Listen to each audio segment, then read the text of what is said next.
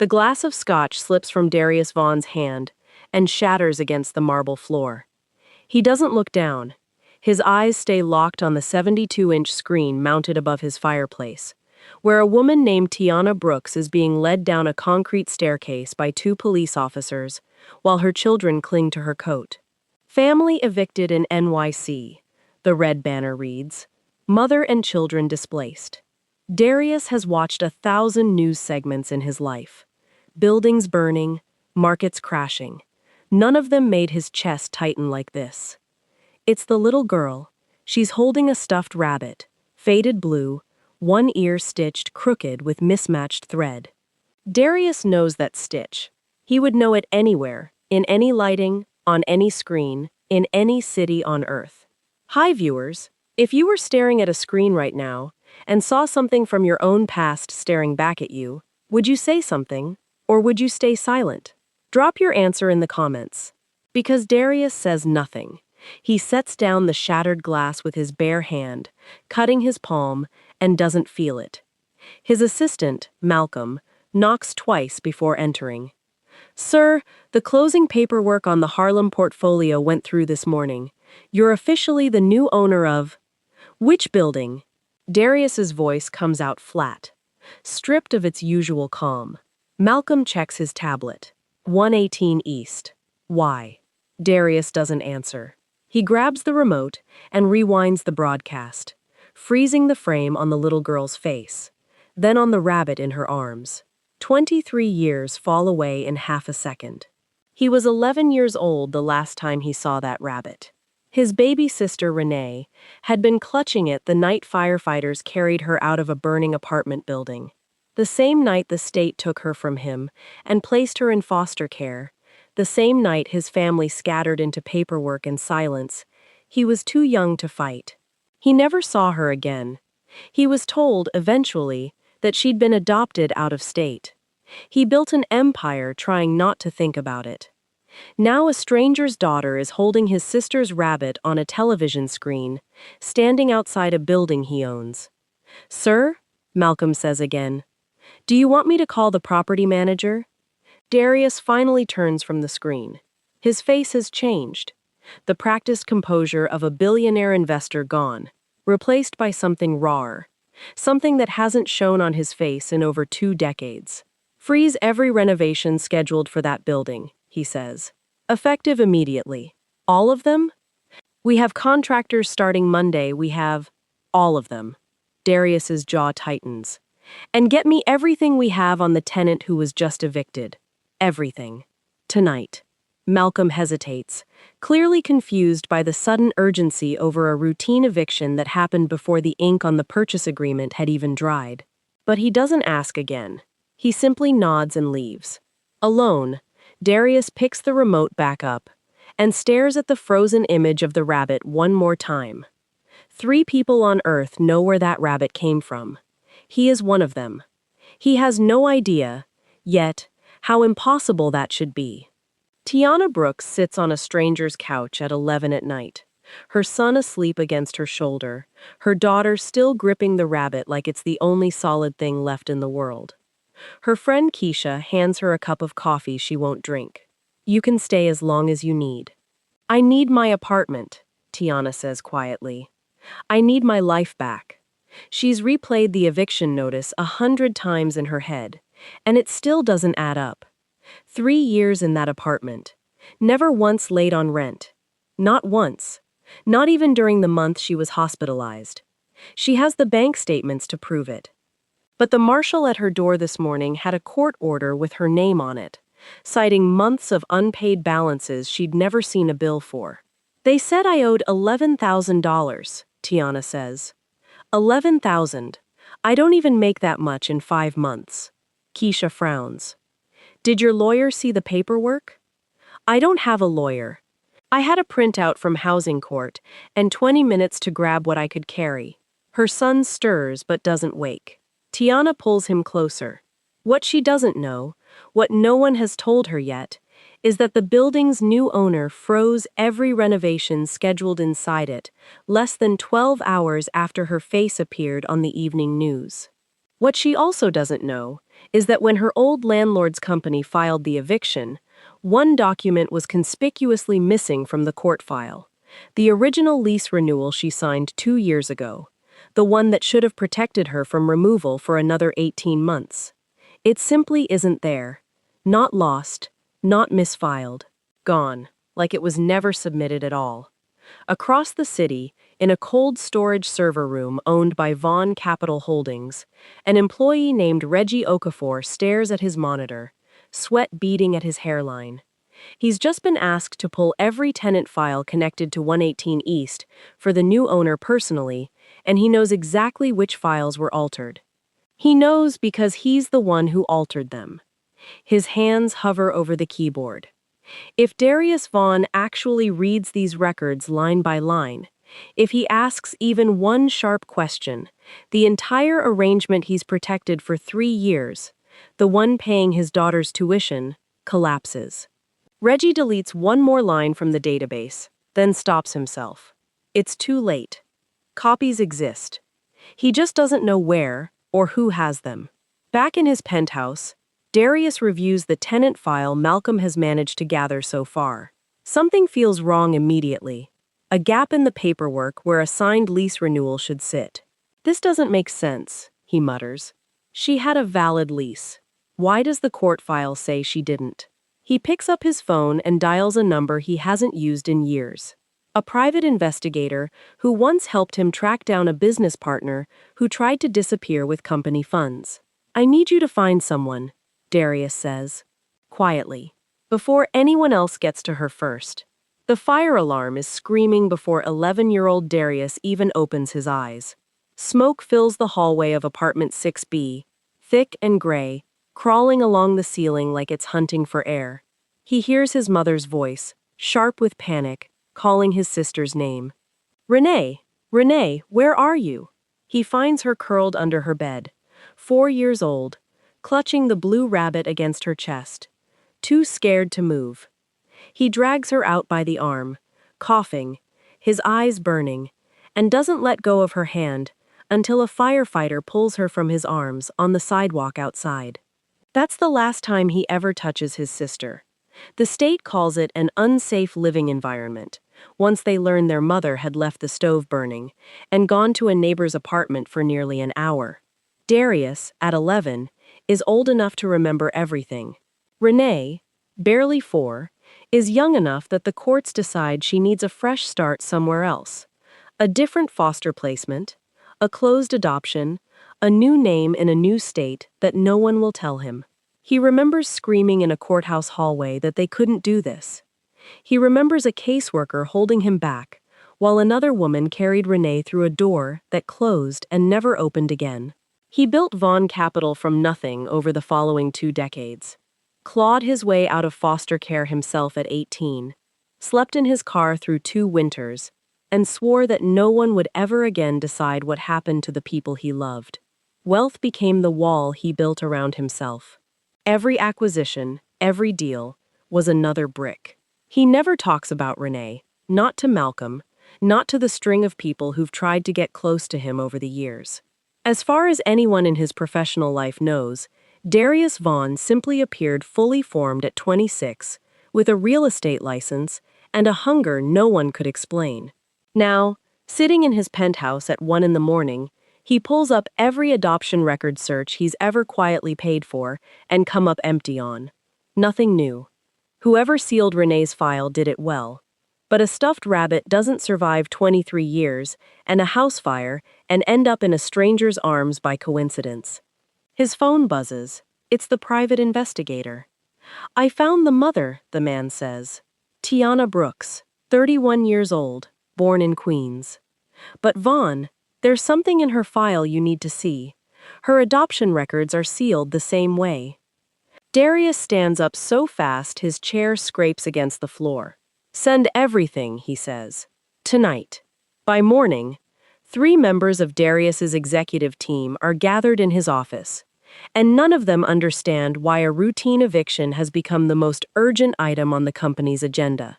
Sir, with respect, says the chief financial officer, a sharp-suited man named Preston Wade.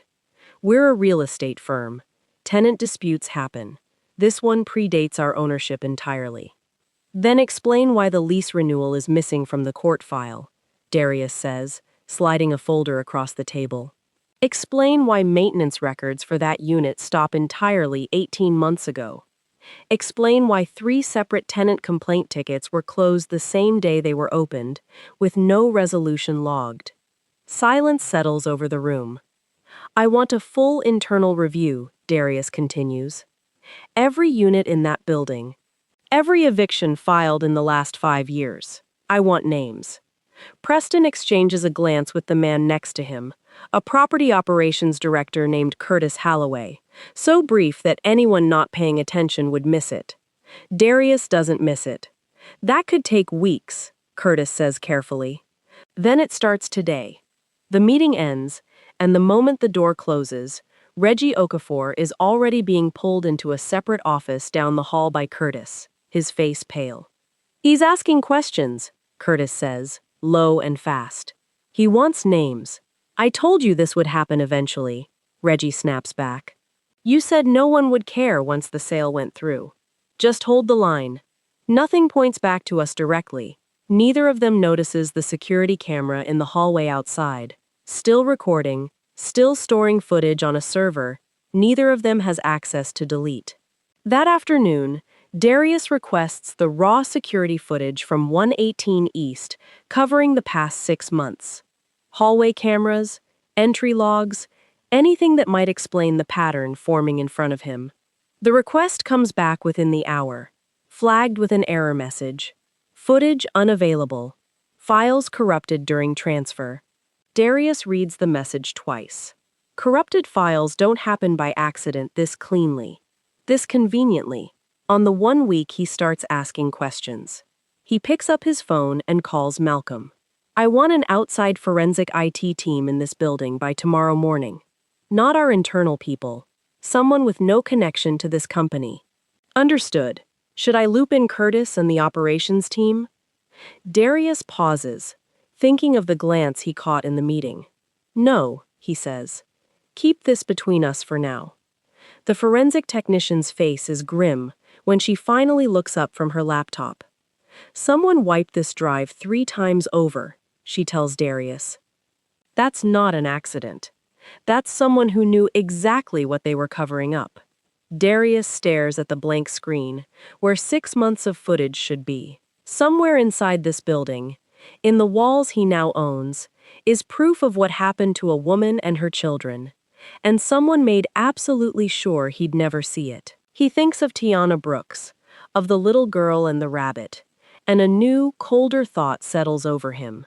If someone worked this hard to erase one eviction, how many others has this happened to?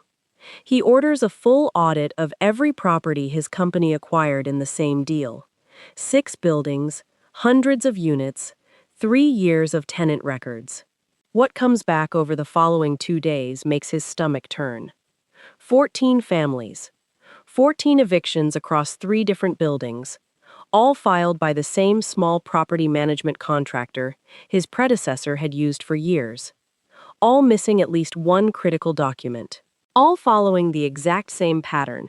Sudden unpaid balances no one could explain. Complaint tickets closed without resolution.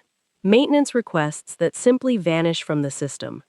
And in every single case, the land beneath those buildings had been quietly appraised for a luxury redevelopment project 6 months before the evictions began. This isn't one family falling through the cracks. This is a system, built brick by brick, family by family, to empty out buildings before anyone could stop the demolition plans already sitting in a drawer somewhere. Darius sits with that thought for a long time, alone in his office. The city lights spread out below him like nothing has changed, even though everything has. He decides to find Tiana Brooks himself. Not through lawyers, not through intermediaries, face to face. His private investigator locates her within a day, staying temporarily with a friend in the Bronx. Darius has Malcolm arrange a meeting. Quiet, no press, no company letterhead, nothing that would spook a woman who has clearly learned not to trust powerful men. But the morning of the meeting, Malcolm calls him with a voice tight with worry. Sir, there's a problem. Someone else went to see her first. Darius's grip tightens around his phone. Who? We don't know yet. Neighbors said a man showed up at the friend's apartment last night, told Tiana he was there on your behalf, and asked her to sign something before you could even meet her. Darius is already grabbing his coat. Nobody from my company was authorized to go near her, he says. Which means, whoever it was, they didn't want me getting to her first. He walks out the door, jaw set, already dialing the investigator back. Whatever Tiana Brooks may have signed last night, he has a sinking feeling it's going to make everything far worse before it gets better.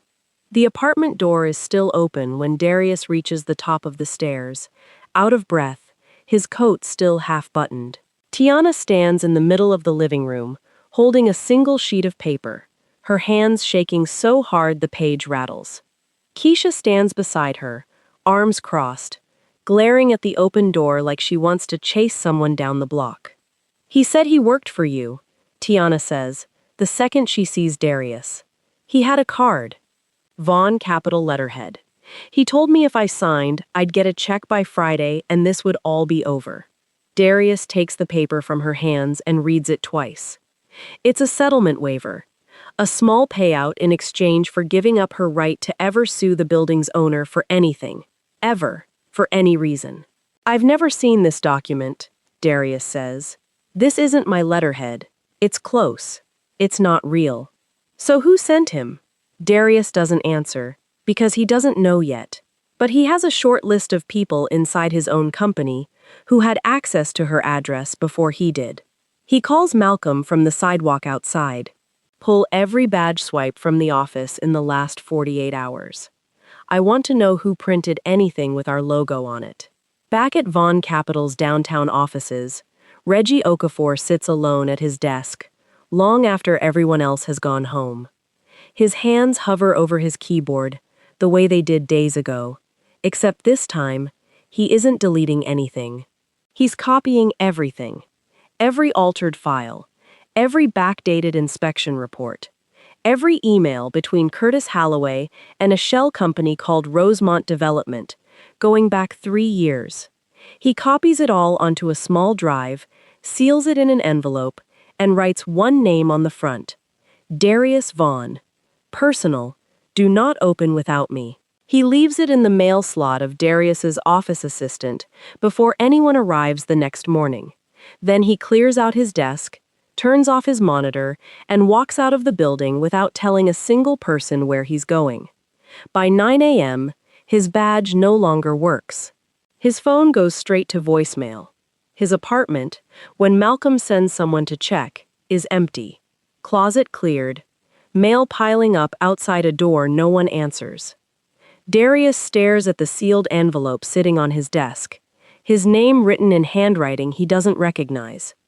Whatever Reggie Okafor knew, he was scared enough to disappear the moment he handed it over. Darius breaks the seal.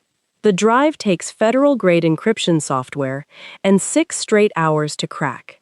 And when it finally opens, Darius wishes for a moment that it hadn't. 3 years of emails spill across the screen. Curtis Halloway, Preston Wade. A shell company called Rosemont Development, run out of a P.O. box 2 blocks from City Hall. A company Darius now realizes shares an address with Curtis's cousin. The plan is laid out in plain language. Buried in forwarded threads, no one thought a billionaire would ever read line by line. Identify buildings with aging, mostly Black and Latino tenant populations. Manufacture paperwork gaps to justify eviction. Clear the units quietly, then sell the emptied buildings to Rosemont at a steep discount before flipping them for luxury development. 14 families, 3 buildings, 2 years of planning before Darius even bought the portfolio. He isn't looking at one bad eviction anymore. He's looking at a blueprint. If you've ever watched a system fail the people it was supposed to protect, hit subscribe to Billionaire Tales before you scroll past this story. His phone rings before he can process what he's holding. It's Malcolm. She called, Malcolm says. Tiana. She wants to meet. Today, if you can. What changed her mind? She said something about a photo. She wouldn't explain more than that. She just kept saying she needs to see your face. Darius is already grabbing his coat for the second time that week. He meets her an hour later at a diner in the Bronx, away from cameras, away from anyone who might recognize either of them. Tiana slides into the booth across from him, and for a long moment neither of them says anything. Then she reaches into her bag and sets an old photograph on the table between them, worn soft at the corners, like it's been carried in a wallet for a very long time. "This was in my adoption file," she says quietly. "The one part they never sealed. I've had it my whole life and never understood why it mattered." Darius looks down at the photograph. It's a young boy, maybe 11 years old, holding a little girl on his hip outside a burning building, both of them covered in soot, a firefighter's hand on the boy's shoulder. Darius's own face, 23 years younger, stares back up at him from the table. Darius doesn't move, doesn't blink. The diner noise around him, clattering plates, a radio playing low behind the counter, fades until all he can hear is his own pulse. "Where did you get this?" he says, and his voice comes out barely above a whisper. "I told you. My adoption file." Tiana watches his face carefully, searching it for something. "I've looked at that photo my whole life, Mr. Vaughn. I never knew who the boy was. I just knew I was the baby." "You weren't a baby," Darius says. "You were 4. Tiana goes still. "How would you know that?" Darius reaches into his jacket and pulls out his phone, opens a single photo he's kept backed up for over a decade, the last picture ever taken of his family together, before the fire, before the courts, before 23 years of silence. A woman, a boy, a little girl clutching a faded blue rabbit. He turns the screen toward her. Tiana's hand goes to her mouth. "That's my rabbit," she says. "I still have it. I've had it my whole life and never understood why I couldn't part with it." "Your name wasn't always Tiana," Darius says, and his voice breaks on the words. "It was Renee. You're my sister." The diner keeps moving around them. A waitress refilling coffee 2 booths over, a bell over the door chiming as someone walks in, while the two of them sit frozen in a silence that holds 23 years inside it. "I don't understand," Tiana finally says, tears sliding down her face. "You're the one who bought my building. You're the reason I didn't know," Darius says quickly. "I swear to you, I didn't know. The moment I saw that rabbit on the news, I froze. I've spent the last 2 weeks trying to figure out why a stranger's daughter was holding something that belonged to my sister." Tiana wipes her face with the back of her hand, her mind clearly racing through a lifetime of unanswered questions, finally colliding into one impossible afternoon. "The people who did this to me," she says slowly, her voice hardening. "The ones who forged my eviction. Are they connected to you?" Darius meets her eyes. "They worked for a company I now own," he says. "Which means I'm the only person alive with the power to take everything away from them." Tiana wipes her eyes one more time, then straightens her shoulders. "Then let's take it," she says. The press conference is scheduled for 9 in the morning, and by 8:40, reporters are already spilling out onto the sidewalk outside Vaughn Capital's headquarters. Darius stands backstage with a folder in his hand thick enough to end 3 careers, watching Tiana pace near the curtain, her children waiting with Keisha in a private room down the hall. "You don't have to do this," Darius tells her. "I can release everything without you standing up there." "No," Tiana says. 14 families. If I don't stand up there, some of them never get believed." At 9 sharp, Darius walks onto the small stage and lays out everything the encrypted drive contained. The forged eviction paperwork, the shell company, the redevelopment plans buried since before he ever bought the portfolio, the names of every executive involved. Preston Wade is arrested by lunchtime. Curtis Halloway is picked up by federal agents 2 days later, along with 3 others tied to Rosemont Development. The story moves faster than either of them expects. Within a week, New York's Housing Committee opens an emergency inquiry into eviction fraud across the city, using Darius's case files as the opening evidence. But watching it all unfold from the stage, Darius feels something heavier than victory sitting in his chest. Justice is arriving. He can see it happening in real time.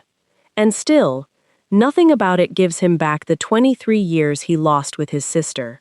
That night, Tiana finds him alone on the balcony of his penthouse, staring out at the same skyline that used to feel like proof he'd made it.